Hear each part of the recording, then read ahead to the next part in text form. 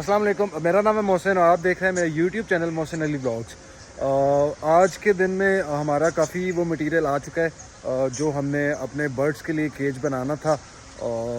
उसका ऑलमोस्ट काम शुरू हो जाएगा, कल या परसों मटेरियल आना शुरू हो गया और थोड़ा सा डिसीजन चेंज किया है, वो मैं आपको बताता हूँ। मैंने अपने पहले ब्लॉग्स के अंदर आपको बताया था कि जो एरिया हम लोगों ने सेलेक्ट किया था ये वाला, लेकिन अभी जो फ्यूचर प्लान बन रहा है कि मुझे लग रहा है कि ये जो एरिया है ये सूटेबल नहीं है, क्योंकि ये इस एरिया को अगर हम यूज़ करते हैं तो काफ़ी एरिया यूटिलाइज होगा।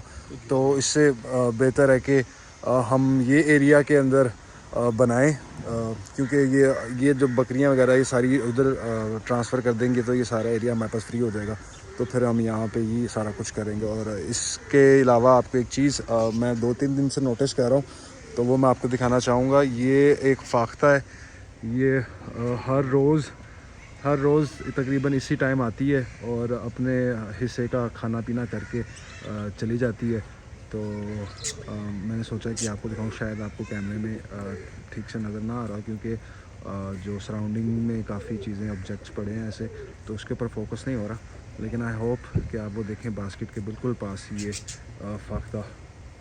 तो ये कभी 2 होती हैं, कभी 1 होती है, तो बस ऐसे ही चल रहा है।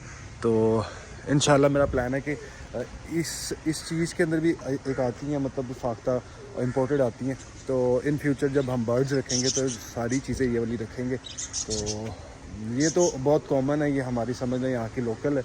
तो इसमें बहुत ब्यूटीफुल कलर आते हैं और इनकी मार्किंग बहुत अच्छी होती है। तो इसके साथ साथ मैं आपको बताता हूँ कि हमारा जो हमने बकरियों वाला कमरा बनाना था वो ऑलमोस्ट अंदर से कंप्लीट हो गया। तो वो मैं आपको दिखाता हूँ। अगर इसके अंदर थोड़ा सा काम बाकी है, ये आउटसाइड इसका जो एरिया बनेगा वो उसमें भी काम होना है। तो ये टाइम के साथ ये भी इंशाल्लाह मुकम्मल हो जाएगा। बाकी ये रूम है, अभी इधर लाइट नहीं है इतनी, तो आपको बेहतरीन अंदाज़ा नहीं होगा, लेकिन ये अंदर से ऑलमोस्ट कंप्लीट हो गया। सिर्फ इसके यहाँ पे थोड़ा सा एक एरिया जो इनके खाने के लिए बनाना है, जहाँ पे इनका खाना डलता है, तो वो बना के उसके बाद फिर बाहर को मूव हो गए। जब ये हमारा कंप्लीट हो जाएगा और फिर हमारी जो ये वाली बकरी हैं ये सारी यहाँ पे आ जाएंगी। और फिर उसके बाद जो ये वाला एरिया ना, ये हमारे पास सारा फ्री हो जाएगा। इसमें बस वो जो केजेस पड़े हुए हैं वो हम यहाँ पे लाइन अप भी कर सकते हैं, वहाँ पे भी लाइन अप कर सकते हैं, कहीं पे भी लाइन अप कर सकते हैं थोड़ी देर टाइम के लिए, जब तक फिर हम यहाँ पे जो डिज़ाइन करेंगे वो उसके हिसाब से फिर इसको देखेंगे।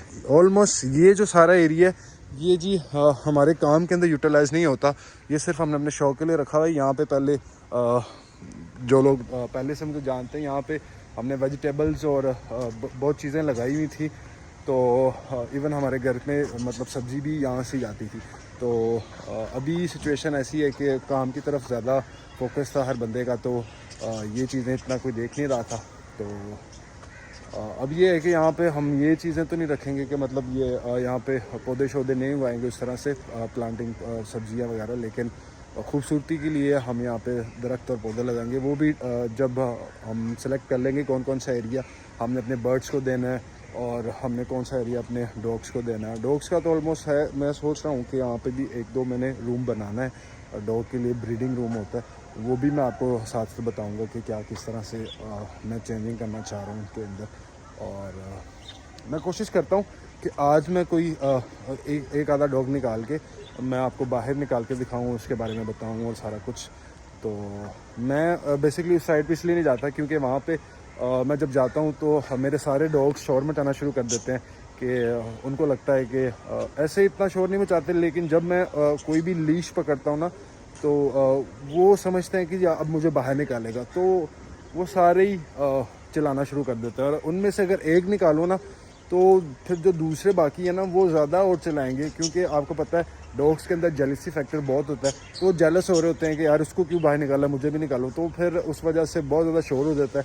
तो मैंने नोटिस किया वो वीडियो के अंदर फिर साउंड अच्छा नहीं आता, तो मैं उसको बाहर निकाल के इस एरिया में तो नहीं लेके आ सकता क्योंकि यहाँ पर गंदा है। और खुला छोड़ूंगा तो ये कभी मुर्गियों के पीछे लगेंगे और कभी बकरों के पीछे, और ये वो।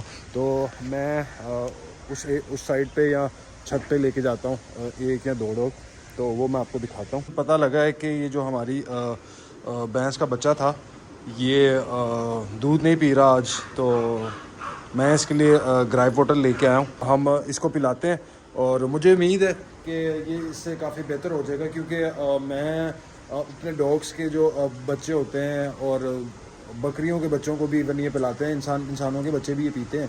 तो जो माएँ हैं उनको पता होगा कि ग्राइप वाटर क्या चीज़ होती है। तो उससे पहले मैं आपको एक और चीज़ दिखाता हूँ।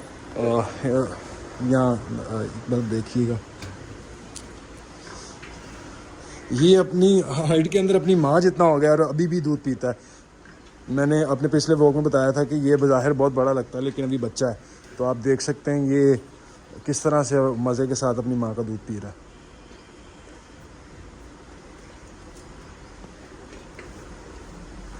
क्योंकि हमारा कोई दूध का बिज़नेस नहीं है, तो मतलब हमारे लिए यहाँ पे दूध ज़्यादा होता है, तो जितना दूध हमें चाहिए होता है ठीक है, नहीं तो बाकी ये जो बचता है ये पीता है। इवन इसको दूध की इतनी ज़रूरत नहीं है, लेकिन हम लोग इसको पिलाते हैं कि यार चलो इसकी सेहत अच्छी रहेगी और ये तगड़ा रहेगा। हम लोग छत पे पहुँच गए और सारे डॉग्स तो मैं नहीं ला सकता क्योंकि मेरे पास बहुत ज़्यादा है और कुछ उसमें ऐसे हैं जो आपस में लड़ भी पड़ते हैं। तो मैं यहाँ पे अकेला होता हूँ जब भी इनको लेके आता हूँ, तो मैं ऐसा रिस्क ले नहीं सकता। तो इस वजह से सिर्फ मैं 2 डॉग्स को लाया हूँ, वो मैं आपको दिखाता हूँ। हे, इसका नाम है जी दारियो। ये जो मेरे आपने फर्स्ट व्लॉग में देखा होगा, ये भी सिर्फ 7 मंथ्स का है। और ये है नाइट, ये फीमेल है। इन दोनों की ब्रीड अमेरिकन बुली है और उसकी एज ऑलमोस्ट 2 साल के करीब है। ये मेरी अपनी होम ब्रीड है, मतलब मेरी एक फ़ीमेल थी, उसी का बच्चा ये मेरे यहाँ पे ही बॉर्न हुई है, 2 साल से मेरे पास ही है। और इंशाल्लाह उम्मीद है कि अब ये बच्चे देगी। अभी टाइम है, अभी कंफर्म नहीं कह सकता, लेकिन इंशाल्लाह। इधर आओ, हे दारियो, दारियो।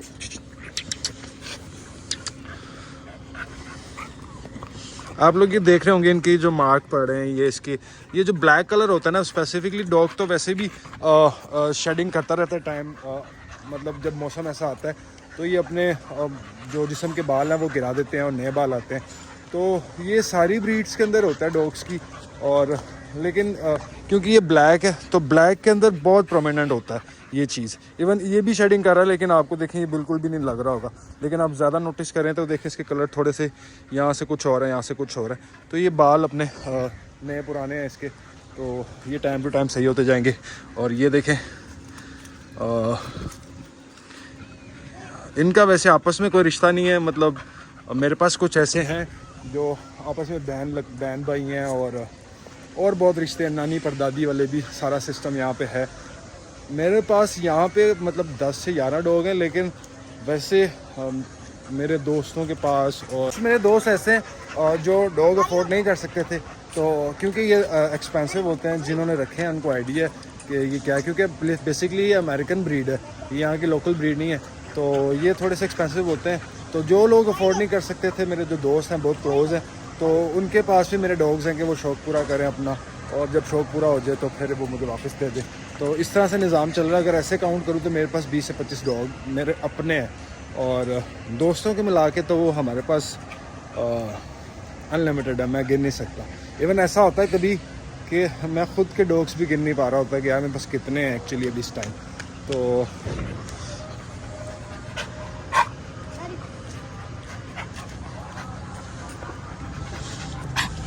ये night night, good girl, good girl, good girl, good girl, Dario. ये जो अमेरिकन बुली होते हैं ये हाइट के अंदर छोटे होते हैं और इनकी जो चेस्ट होती है बहुत ब्रॉड हो जाती है, क्योंकि ये मेल है और फीमेल है। देखें आपको इतना कोई डिफरेंस नज़र नहीं आ रहा होगा, लेकिन इसकी क्योंकि एज ज़्यादा है तो ये आपको मेल जैसी ही लग रही है, लेकिन अभी ये बच्चा है। तो जब ये थोड़ा बड़ा होगा ना तो ये फीमेल से बहुत ज़्यादा एक्सट्रीम साइज़ करेगा। तो इंशाल्लाह आने वाले व्लॉग्स के अंदर मैं आपको इनके बारे में मोर डिटेल्स दूंगा और डे बाय डे इंशाल्लाह अपने एक दो डॉग्स आपको प्रॉपर सारा दिखाऊंगा। जब भी छत पे लेके आता हूँ तो ये इस तरह से ही मतलब खुशी होती है इनको ओबियसली। तो ये बहुत ज़्यादा फुदकते हैं इवन मेरे कपड़े ख़राब कर देते हैं। कई बार ऐसा हुआ है कि मेरे कपड़े फट जाते हैं, नया सूट पहना होता है, वो उसी दिन पूरा हो गया। तो ये सब चलता है शौक़ में।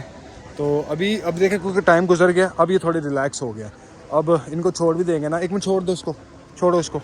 तो देखिए अब इनकी मूवमेंट में फ़र्क आ गया। पहले ये बहुत ज़्यादा फुदकेंगे, आपके ऊपर जंप करेंगे। इधर आओ दारियो, ये दारियो हमारा एक डॉग है, डोडो, ये उसका बच्चा है ये जी। इंशाल्लाह मेरे आने वाले व्लॉग्स के अंदर इसका मैं प्रॉपर सारा बताऊंगा। अब चलते हैं नीचे, इनको भी नीचे दें क्योंकि मगरिब का टाइम हो गया, तो अंधेरा होने से पहले